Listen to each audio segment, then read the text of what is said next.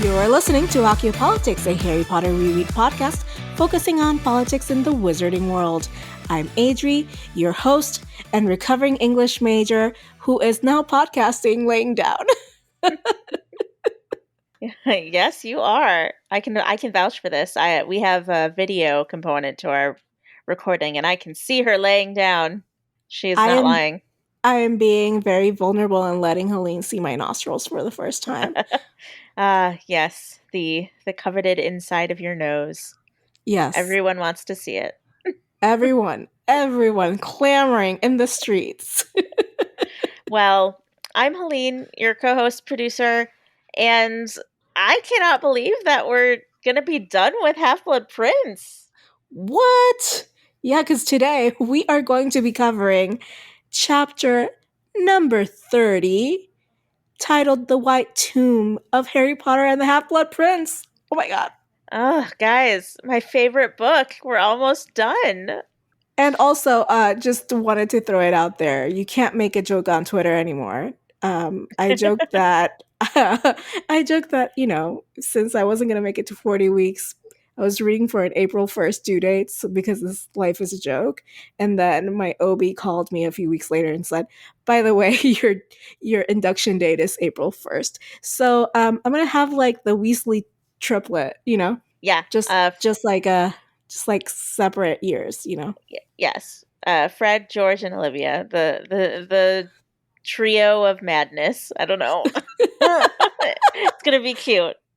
I love this. I love the trio of madness. Yes, she is. She has proven herself to be quite active, so I'm sure she won't disappoint. Oh, totally not. Well, for those of you who don't remember what happens in the White Tomb, I'm here to remind you. This is the one where everyone wishing to pay their respects at Dumbledore's funeral gathers at Hogwarts from far and wide to say their final goodbyes. At the funeral, Harry begins to reckon with what lies in his future and what must be done now that his last protector is gone. He breaks up with Ginny, tells off Scrimgeour, and makes a plan with Ron and Hermione on where to start their journey of hunting Horcruxes. I kind of love how direct he is with Scrimgeour. Yep. Like, what do you want? What do you want? Right. What do you want? Like, dude, just fucking tell me what you want already. I'm not here for this shit. Like, no pretense. I'm not playing games. Like, I can smell the bullshit from here. Yeah. Yeah, Harry is definitely anti-Scrimgeour, which, I mean, I get it. I mean, not as bad as Fudge, probably, but he's not that great still, so. Also, he just basically wants Harry to be a puppet that says, the Ministry is doing all they can. Yeah, so like a you poster should trust boy. them. Yeah. Yep, definitely wants him to be the Ministry poster boy, that's for sure. And Harry's just not about that life. He's not. You know who would be probably at this point in the series? Percy Weasley, but not right now. But yeah, but I mean, Percy worked for Fudge, and now that Fudge is gone, he's like, what do I do? Well, we'll see. So, after reading this final chapter of Half-Blood Prince, what is your final politic for the book? My final politic for Half-Blood Prince, this chapter, I chose the politic of Doody. I'm usually define it, but I'm pretty sure we all know what duty means, and not like the number 2 duty. You know what I'm talking about. I knew that you were gonna.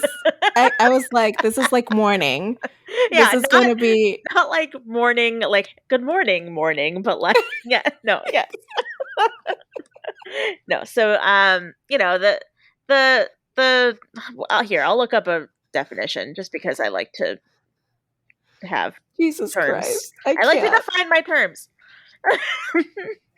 Duty is defined as a moral or legal obligation, a responsibility, or a task or action that someone is required to perform.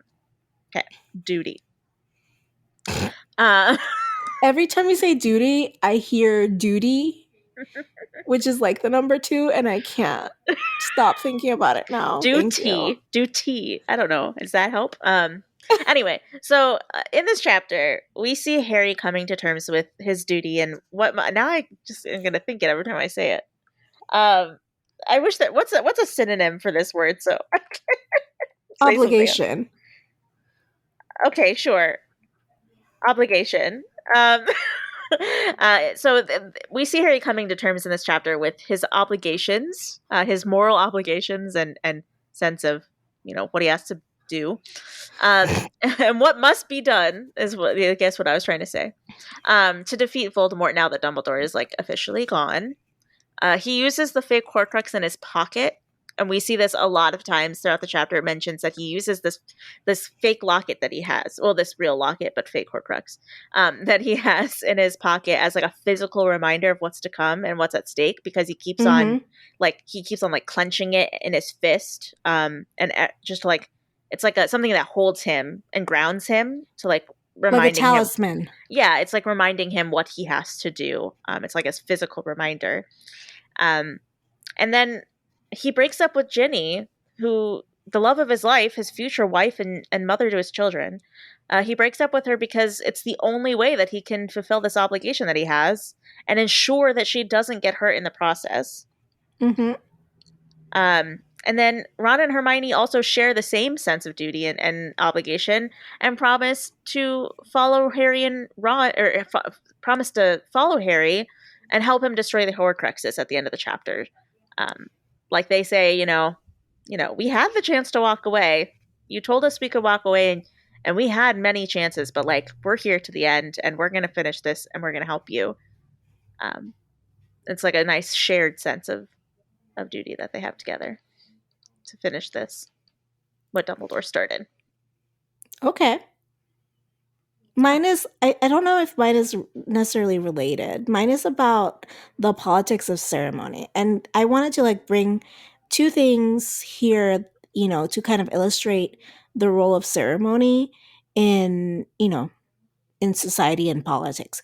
So every spring and summer of her 44 years as queen, Elizabeth I insisted that her court go on progress, a series of royal visits to towns and aristocratic homes in southern England.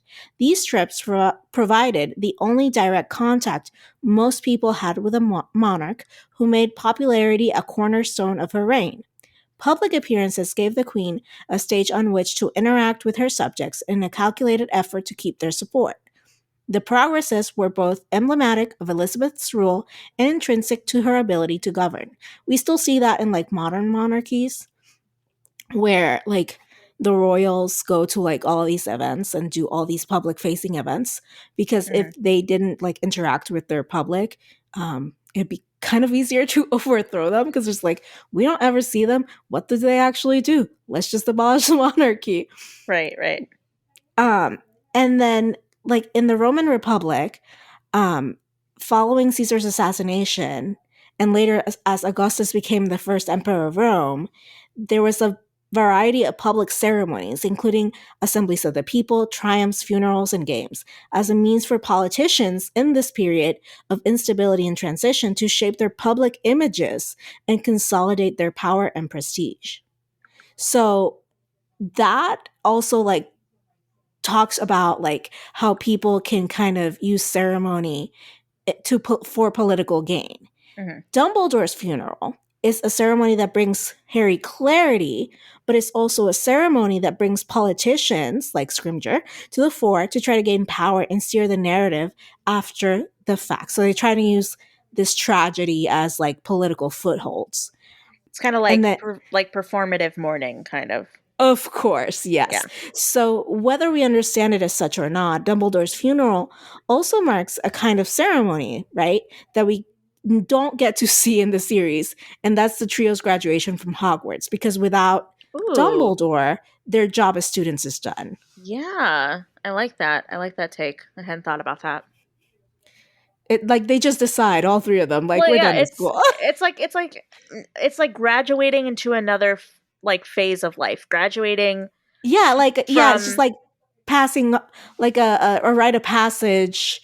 This is a ceremonial like moment yeah. for them to be like, okay, the next step is this. It kind of reminds me of the quote I actually chose for this chapter because I um think we should go into the in-depth discussion then. yeah, so like kind of, that ceremonial movement from one stage of life to the other. So like that's kind of what my quote is about. Um Okay. so the quote is, And Harry saw very clearly as he sat there under the hot sun now, people who cared about him and had stood in front of him one by one. His mother, his father, his godfather, and finally Dumbledore, all determined to protect him. But now that was over. He could not let anyone else stand between him and Voldemort. He must abandon forever the illusion he ought to have lost at the age of 1, that the shelter of a parent's arms meant that nothing could hurt him. Oof. Um, yeah, Hardcore. this part really hit hard. Like this was just such a like it was like a gut punching part of the chapter because like it's Harry's officially and like finally realizing like all the people who ever protected him are gone and he has to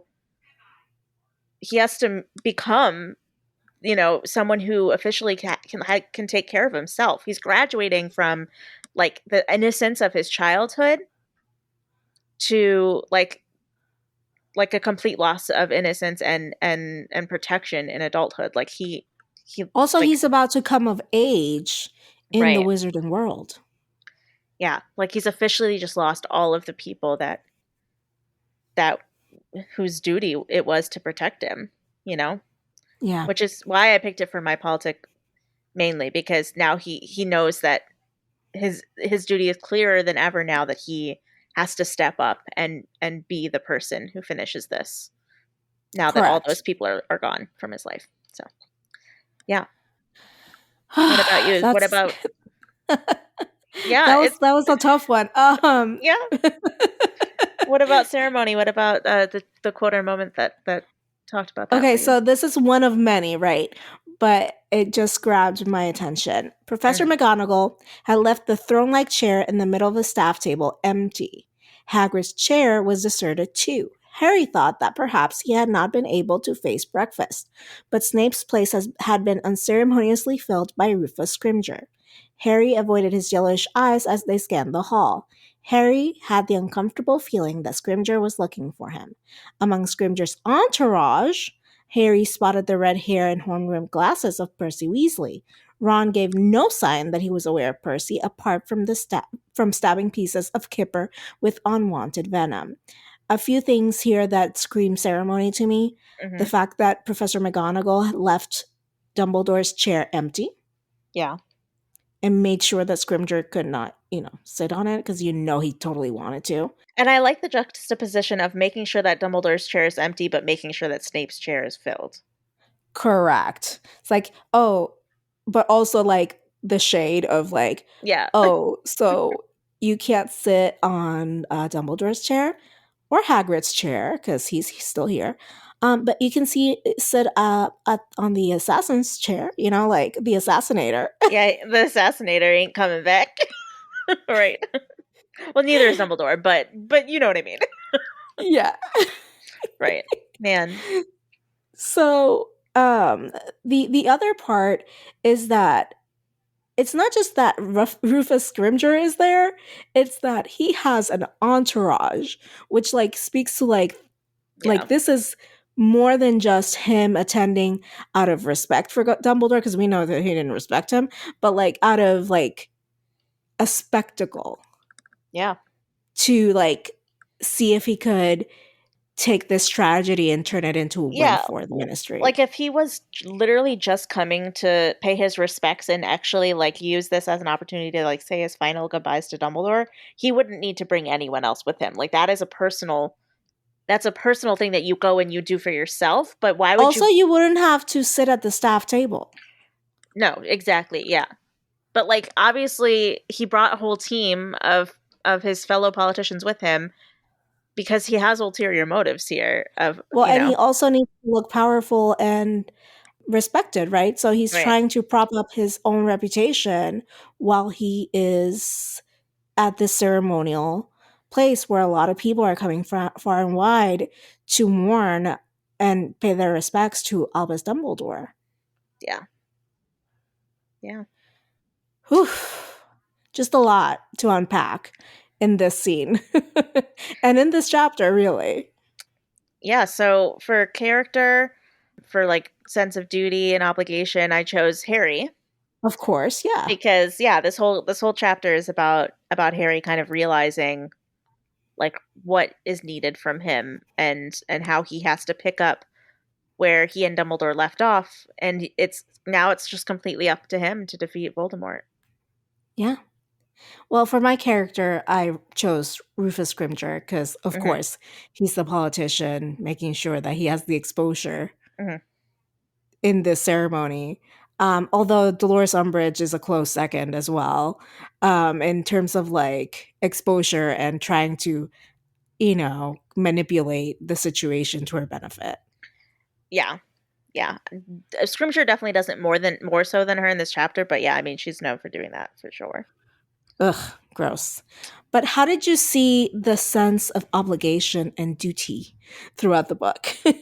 Yeah, mainly Harry had a duty to complete all the tasks that Dumbledore had asked of him throughout this book, mainly like getting the memory from Slughorn, because it would aid in their ultimate goal of figuring out the key to defeating Voldemort once and for all.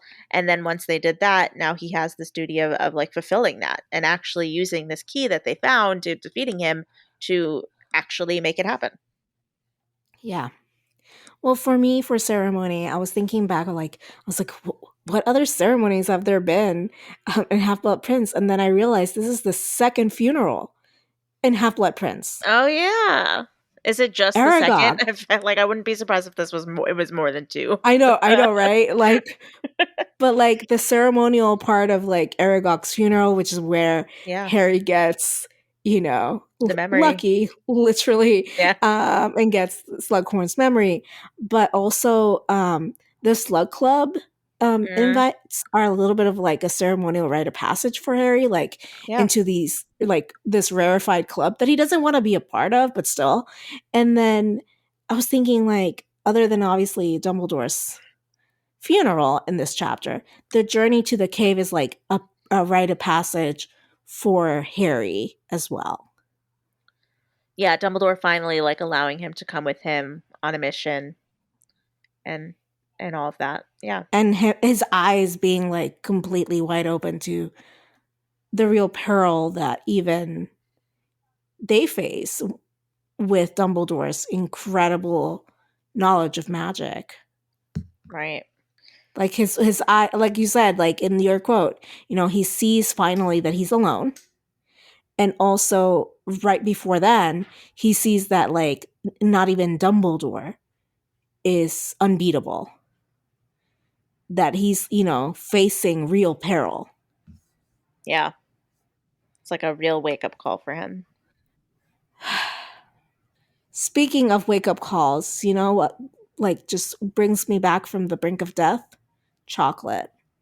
But what takes me there usually are Dementors. So let's talk about Dementors and chocolate. Yeah, sounds good. We'll start with the bad stuff, get it out of the way for sure. Yep, yes, please. Who uh is what your was Vladimir Putin? oh, that's a good one. Yeah, we should call it that. My Vladimir Putin this chapter. I did have to mention that it was kind of hard. I mean, now looking back, like now we're having this conversation. I feel like I should have said Rufus Scrimgeour because he was really just a fucking asshole in this chapter. I mean, but when is he not? Right. But overall, like it was actually kind of hard when I first read the chapter to think of one because I actually really adore this chapter a lot. It's sad, but like it's just so well done. But when I if I did have to pick one that isn't Rufus Scrimgeour, I probably would go with Umbridge. Just like any mention of Umbridge always just like sets me on fire. As I'm sure a lot of people could agree. But also just like the like nod to her residual trauma with the centaurs. Like they talk about in the at the funeral that she sees centaurs and like is visibly shaken and has to like move to a different seat. Yeah, which like I don't want to feel bad for her. I don't. But also like based on the lore and like it's very widely kind of accepted that it's possible she was raped when she was taken by the centaurs. Which And is so why I don't like want to feel bad for her. Like I'm yeah. just like, really? So like it's just no, with that in mind, like just poking at it again and like you know it's just not it's unpleasant. It's unpleasant to think about in a multitude of ways. So that is my Dementor. Another What another about you? thing that is unpleasant for me Hmm. is the constant fat phobia and sizeism of the series, as you know. And my Vladimir Putin is basically the choice of the narrator having to point out that Madame Maxine took up two chairs. As in, excuse me, what? I mean, yeah, I mean, they've made it very clear that she's half giant, or although she But they denies didn't it. make that the narrator didn't make that point about Hagrid. Wait, there isn't a line in the chapter about how he takes up multiple chairs? Because I'd be shocked if that wasn't the case. I believe not. Okay, well, yeah, I mean, I think Because it's so definitely the within narrator just wanting to remind us that she's a big woman. Yeah. but within like the narration also, like everyone was being described by different attributes other than their size. Hmm. Like, I mean, like, yeah, sure, Umbridge was like being like discussed as like toad like or whatever, and Hmm. Rita Skeeter was like had like red nails and like a notebook or whatever. Hmm. But like it was only Madame Maxine, to my recollection, right, who was like there was no other descriptor other than she took up two chairs. I think there was something in there about Hagrid, like the chair sinking into the ground or something. Oh, Like he was sobbing. because his brother was patting him. Oh yeah, Drop was. I was like, was it because he was crying so hard? But yeah, no, because his half brother Drop was there and was patting him on the shoulder or something, and was sinking his chair into the ground. Yeah, Correct. you're right. Yeah, I mean, So that it was like that where I was like, really? I could see that. Yeah, I could understand that. But let's move on to nicer things.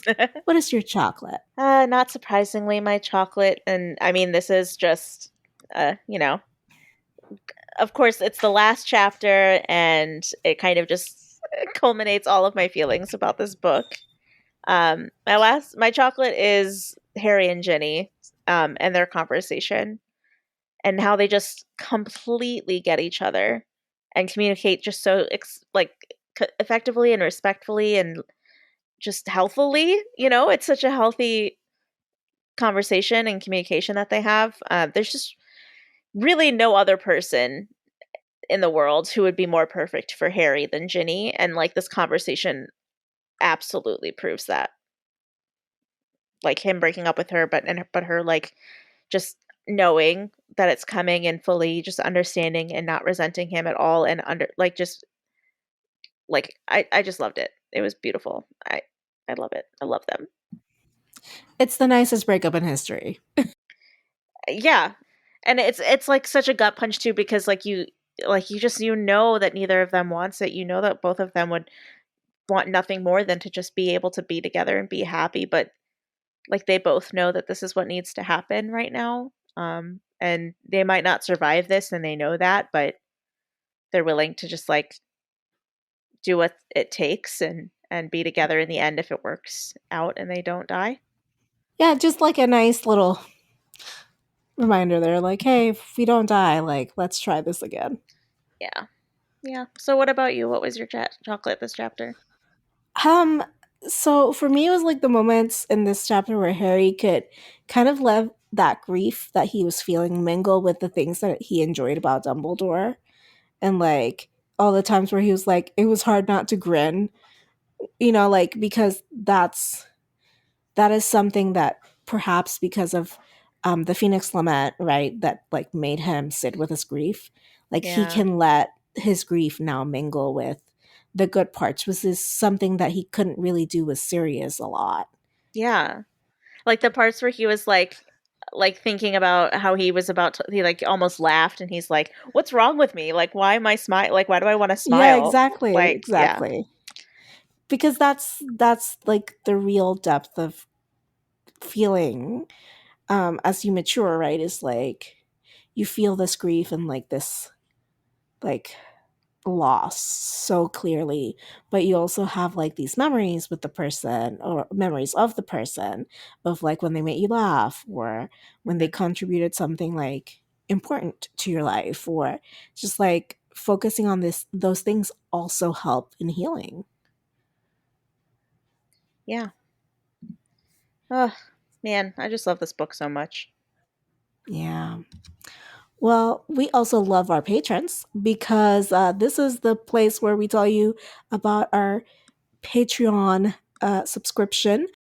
If you would like to join our exclusives club that is not like the Slug Club, please hop on over to patreon.com/Occupolitics and get some sweet, sweet rewards. Yes, if you pledge $2 a month, you're going to get access to exclusive bonus content for every single episode, including one that we're about to tell you about for this episode. And then if you pledge $5 or $10 a month tiers, you're going to get some physical rewards every 3 months, like stickers and recipe cards and just lots of cool, fun things that Adri makes every 3 months. And today's Patreon exclusive is a look at romantic love and Half Blood Prince because why not? We just saw a breakup, but that doesn't mean it's all over, guys. Yeah, exactly.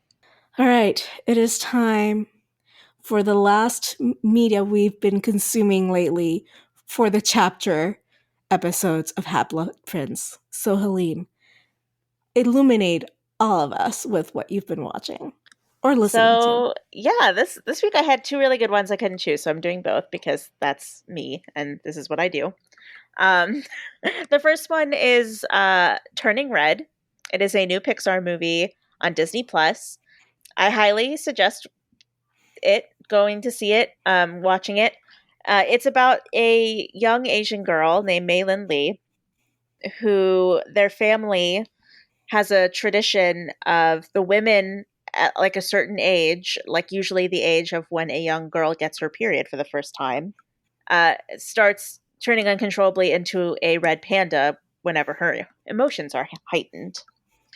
And it's a whole metaphor for there for like a young girl becoming a woman, and they definitely explicitly talk about getting their periods in the movie. It has caused Mm-hmm. a little bit of outrage from parents because parents are Ugh. stupid. Like I saw this one post where the mom was like, I watched this with my like 8-year-old son, and after he asked like what a period was, and I had to tell him about it, and like, this is awful. Why did I, like, you should have warned me that I was going to have to tell my 8-year-old son what a period was. I was like, why is that a bad thing? Like, why is it a bad thing that an Uh, 8-year I'm, old boy knows what a period is?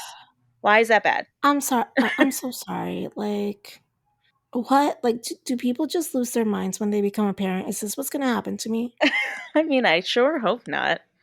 Um, Because, wow. there's also been like accusations of like the movie being hypersexualized. But really, the thing that people don't understand, like, it's obvious that anyone who says that just doesn't understand what it's like to be a 13-year-old girl.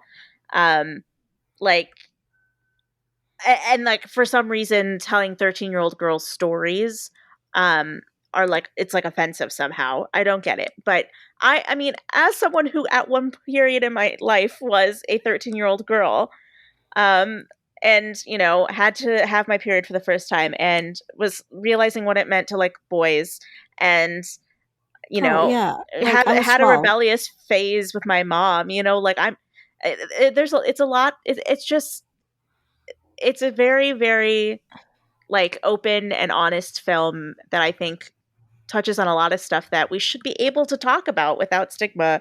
Or, yeah, I mean, a 13-year Yeah. old girl has a story and it deserves to be told. So, Oh, it's I'm so over this like whole like, oh no, they're too young to for us to tell their stories, or they should be silent because they're women, or because they're becoming women, mhm. or like I hate this. Yeah, so go watch the movie, make your own assumptions, but I thought it was done very well, and I thought it was a story I've that, I've been wanting to watch it. I just haven't had the time, and then I probably want to watch it with Seth, and yeah, you know, it's we're our schedules are not lining up mostly because I need a lot of naps. yeah. I just have mad respect for Pixar for making this film, so thanks, Pixar. So that was the one, and then yesterday I ended up I had one of my days where Binge days? Yeah, I watched all all 9 episodes. I watched 9 hours of television yesterday, of Inventing Anna on Netflix. God bless you. I love you. Yeah, I remember like I sat down. It was like 11 a.m. I sat down and I was like, I want to watch something. I want to like watch a documentary or like a true crime thing today. And I was kind of in the mood for like a movie, but I didn't. Like, there weren't any like movie documentaries that I hadn't seen yet that I like wanted to watch yet. And I was like, I have been meaning to watch the show. And then I opened it and I was like, oh, it's 9 episodes. There's no way I'm going to get through all of this today. And then you did. And then I did. Yeah. um, but it was really good. For those who don't know, it's about Anna Sorokin. It's a real story, but like the show is like it's a Shonda Rhimes production, and it's a It's dramatization. uh-huh, uh-huh, uh-huh. Yeah, it's a dramatization of the actual events written by Shonda Rhimes. And everything Shonda does is amazing. Like it's very rare to find something that Shonda does that isn't good. So it was very well done. The casting was just perfect. I, this Anna Sorokin was like she like basically embedded herself into New York society and convinced all of these really high powered, really rich people that she was a German heiress. I know. Um, It's great. it's so interesting. I still don't understand exactly like where she got the money from because she would like just throw money at people and like tip in $100 bills and take all of her friends out for like these really expensive shopping trips. And I'm like, where they didn't I think explain she in I the think it film. was like a pyramid scheme of like, oh, I forgot my debit card. Let's do that. Like, can you wire me this and I'll wire you back, or whatever. Yeah, I mean, I understand. Like, it definitely talks about how she was able to get like a bunch of hotel stays that were really expensive and like not pay for them, and like how she would get out of paying for like a lot of stuff. But when she did actually pay for stuff, it never actually explained Oh, where she got the money from. There's a New York Times whole article about her that I read a few years ago. That's how I knew about her. Well, the series itself is about the story of a journalist named Vivian Kent. Although that's not the name. It was like Juliana Pressler or something was the Okay. real name of the person. But she was a reporter for Manhattan Magazine. I don't know if that's fictionalized as well, but yeah, she wrote like the big expose story that like broke the news and broke the story. So there's a whole if I'm remembering correctly, there's a whole New York Times article detailing all those questions, like answers to those questions, Okay. I think. Yeah, I'd be interested in like an actual like fiction nonfiction documentary that talks about how she got all the money and stuff. Like, or a forensic accountant's like Yeah, review of how this right. happened. Because like I know that like it tells a story of how she literally almost got like the biggest bank in New York City to give her a $40 million loan. Jesus Um, Christ. yeah, to buy it to lease this big huge historical building on Park Avenue that was like $4 million a month lease, to like open this foundation called the Anna Delvey Foundation that she wanted to Jesus. make. So she literally almost like conned a bank into giving her a $40 million loan, and she was so close to getting it.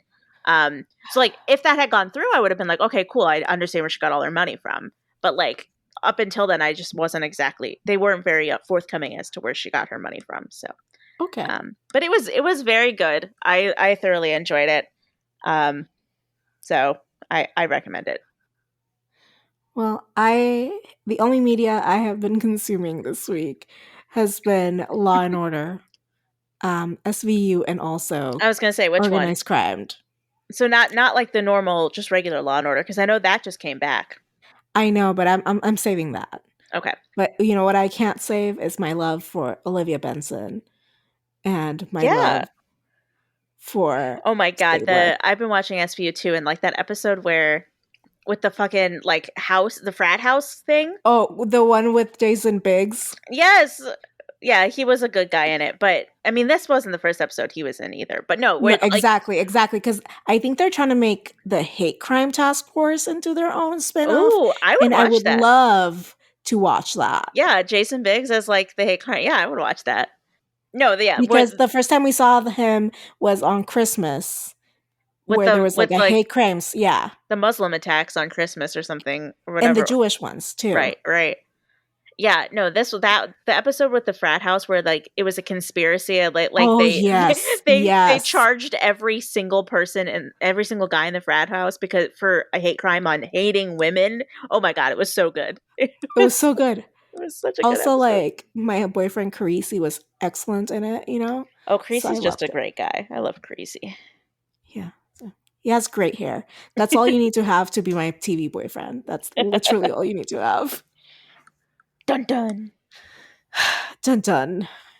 And then we have Chris Maloney as Detective Stabler in Hmm. another, spin-off series. How Right. how can I not watch that? Just a beautiful, beautiful butt. And there's the like, will they, won't they still with Benson, Come on. Mm-hmm. Mm-hmm. Yep. It's beautiful. I mean, I also agree that the police is part of the problem, but I still watch this shit.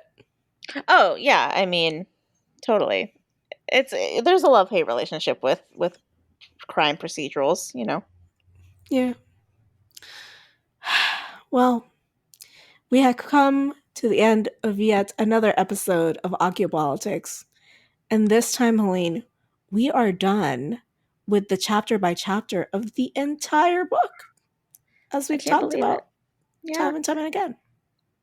I can't believe it, guys. I hope you understand my one goal. I think after finishing this book is I hope that you understand why I love it now. Like I hope I've gotten at least one other person to change their mind and make Half Blood Prince their favorite book. It's almost working on me. I'm not sure yet. Yeah, I mean we're gonna have another episode where we talk about the book as a whole, and I'm sure I will dive into this a bit more when we do get to that. You will dazzle me with your brilliance, and then I'll say, Helene, you were correct the whole time. As I usually am. Modesty aside, Yeah, I'm so humble. If you've enjoyed this conversation, please take a second to give us a 5-star rating on Apple Podcasts or wherever you're listening to our beautiful voices in your ears at this very moment. As you know, it helps new listeners discover the podcast, and therefore, the more listeners we have, the closer we are to running the world. I was going to say world domination. You Yeah, get me. yeah. Well, until then, politics managed.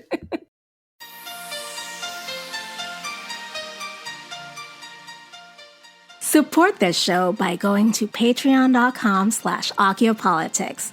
Our patrons keep this show going. You can find us online at archaeopolitics.com, and we are at Archaeopolitics on Twitter, Facebook, and Instagram. You can email us your thoughts at info@archaeopolitics.com. Leave us a voicemail at 915-996-1699, and you might just hear yourself on the podcast. Adriana Wilson is the founder and creative director of the podcast. Helene Karp is the producer and social media manager. Allison Pullman is the audio wizard and editor who makes us sound so good. Cover art and physical rewards are designed by Adriana Wilson. The views expressed by the hosts and guests are expressly their own and not representative of their employers or associates. Archaeopolitics is part of the MuggleNet family of podcasts.